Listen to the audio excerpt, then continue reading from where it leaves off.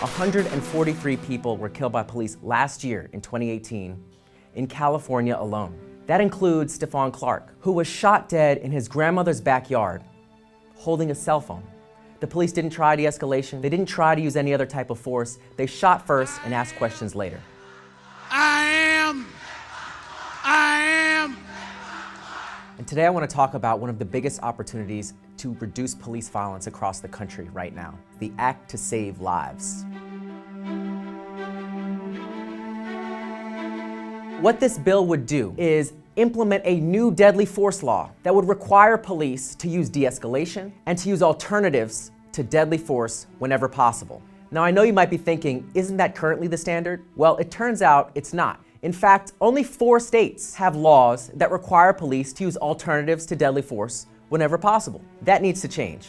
When you look at the data provided by the California Department of Justice, it shows that in 84% of police shootings in the state, police didn't even try another form of force before deciding to shoot somebody. They shot first and asked questions later.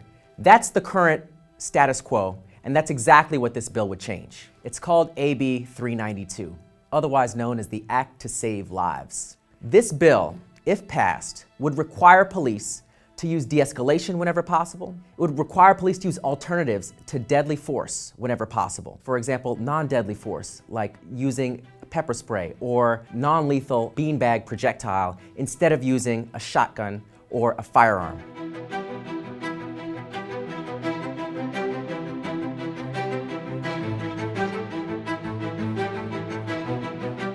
Police should be held accountable for their actions.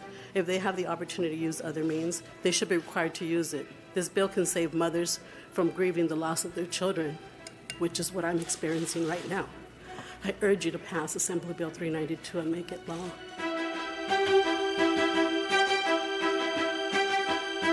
Officers are often forced to make split-second judgments in circumstances that are tense, uncertain, and rapidly evolving. Officers cannot be expected to consider alternatives in 2 to 3 seconds when confronting a life or death situation. We looked at the 100 largest police departments across the country. Those that require de-escalation are 15% less likely to kill people. Those that require police to use every alternative to deadly force instead of deadly force are 25% less likely to kill people. In San Francisco in 2016, the police department in the city decided to adopt a new standard that requires them to use de-escalation, requires them to use alternatives to deadly force whenever possible. What happened? Well, police shootings dropped 40% compared to the average rate of shootings before the policy was adopted. Those are lives saved. Now, what can you do right now to actually make this happen?